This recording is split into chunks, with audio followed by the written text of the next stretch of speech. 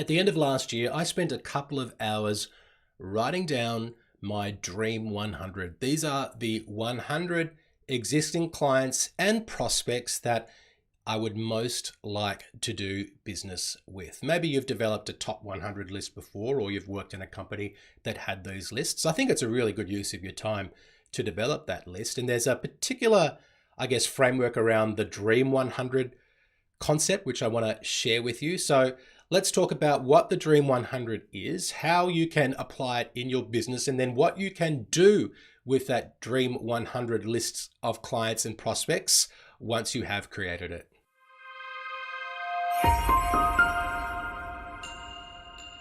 Hello, welcome to episode 263 of Commercial Real Estate Leadership. My name is Darren Krakowiak, and I'm here to help you lead better, grow faster, and stress less.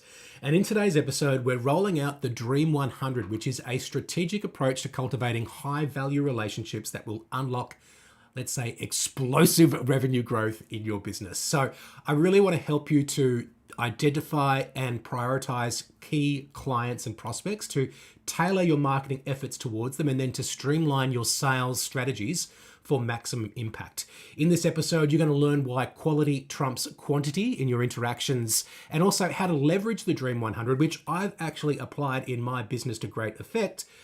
And I want you to do this as well so you can unlock new opportunities and drive lasting success. So have a listen to this episode. I think it's going to help you take a big step towards building a stronger and more profitable commercial real estate business.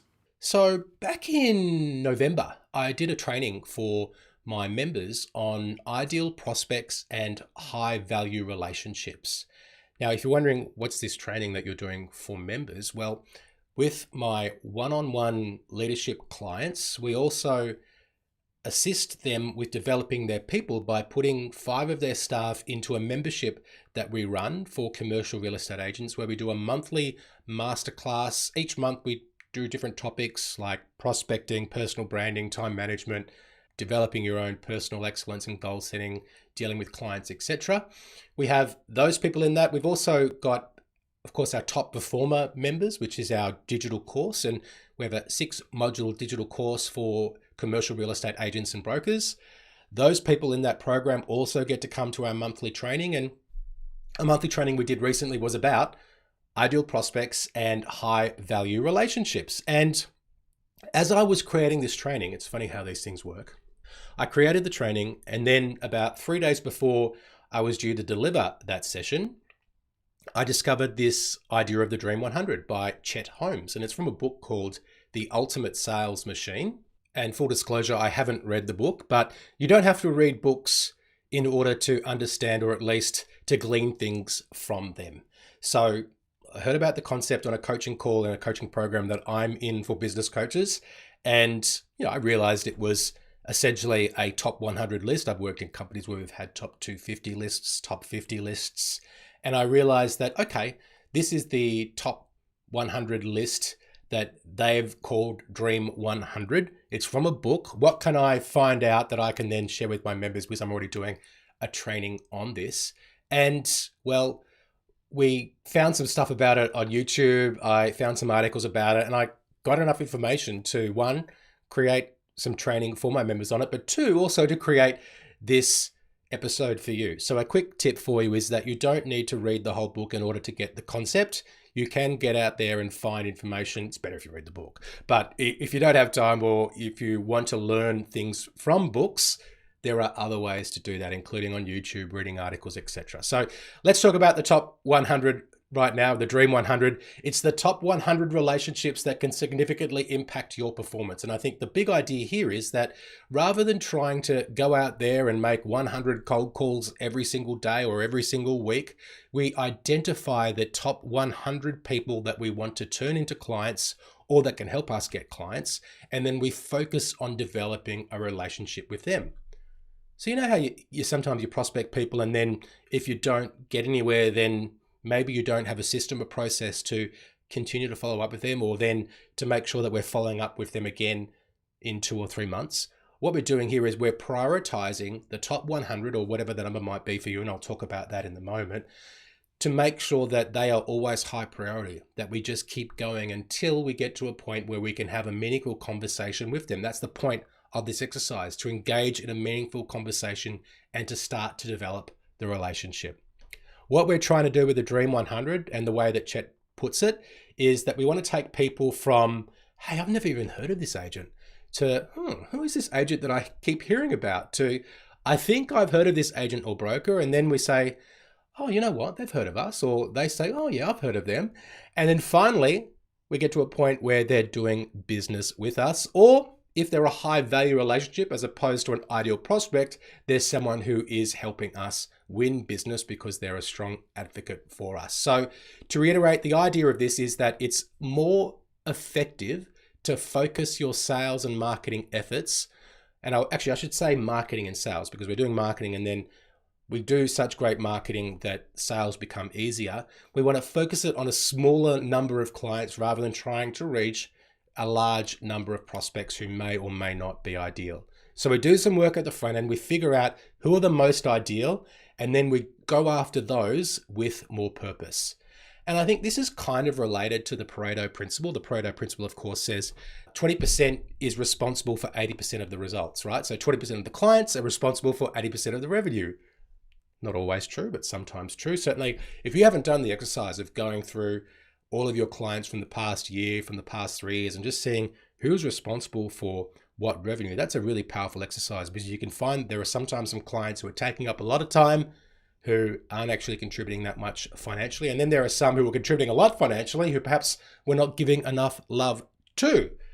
So what we're doing is deciding which ones are going to be the most impactful, and then we're going after those with a purpose. Now, it might not be 100 clients for you, depending on the market that you're in. It might only be 25, for example. It could be 50. It could be more than that. If you're in a more of a volume market or a volume business, then it might be 250. But whatever it is, we say if we won all of these, or many of them, it would have a material impact on our business. And that's what determines how it is that we're going to put clients, prospects into this list. And I created my own Dream 100 list, as I said, at the end of last year. And I got up to kind of like 70, 80, pretty easy, right? And then I kind of had to rack my brains a little bit to think about, well, who would be the other 20? And then I started going through my CRM. And another reason why I should keep a CRM is so you can go back and see who you've prospected. I'm like, oh yeah, that one, need to follow up with that one.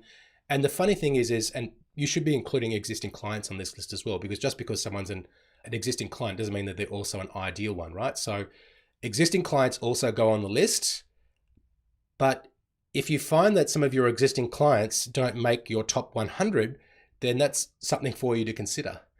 Are you doing business right now with clients that aren't even making the cut of, let's say it's, the top 100, whatever the number is that you need to have a material impact on your business? And that can help you then decide, well, maybe I need to shift my focus direction towards attracting more ideal clients.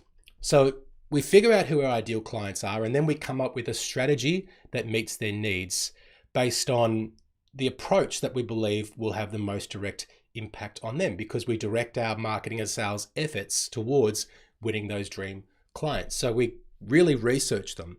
We understand their decision-making process. We understand how they approach the market in which we're in, and then we create sales strategies which are tailored specifically for them.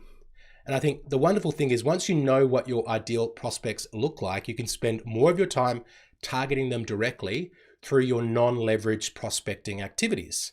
That is through direct outreach, trying to engage with their content on social media, attending events where you believe that you're likely to be able to perhaps see them. But you can also do it indirectly through your more leveraged prospecting efforts. So for example, through your content. Now, the Dream 100 is very much a tailored, customized marketing and sales strategy. But when you also start to talk to your Dream 100 in your more leveraged forms of communication, online, email blasts, well, what you're going to do is you're going to also attract more clients who are probably quite similar to your Dream 100, perhaps ones that you didn't put on the list because you underestimated your own ability to win those clients, or perhaps you just weren't aware of them, they weren't in your orbit, and you'll start to attract more of those clients which are actually like the ones that you put on your Dream 100 in the first place. So that is the Dream 100. It's about ideal clients, but also you can make it about high value relationships that could potentially create business for you. You want to get these people in your network. You want to start building a relationship with them. And I think as you start making more progress in working towards building a relationship with them, well, you're going to be more efficient in the way you spend your time because you'll be focused on high value relationships that can have the biggest impact on your business. So as a leader, this is something that you should have for yourself. You should have it for your business. You recommend that also the people in your team have these lists for themselves. There'll be times where there is some similarities or there are matches between who is being prospected by the business as a whole and by individuals in the business. And then we can have a coordinated strategy towards winning more business for these clients. If you want to know more about the Dream 100, like I said, you don't have to read the book. You could if you want to, but there's heaps of information available on YouTube and online. Dream 100 or just top 100 list you could Google. The best thing that you can do though is do what I did, which is once I learned about it, I then just made the list. And once you start to make a list, like I said, you'll get an understanding of who isn't currently your client, who you would like to make your client, but also who is your client that perhaps doesn't even make the cut of the top 100. I'm going to leave it there for today. That is our episode. Thank you so much for listening, and I will speak to you soon.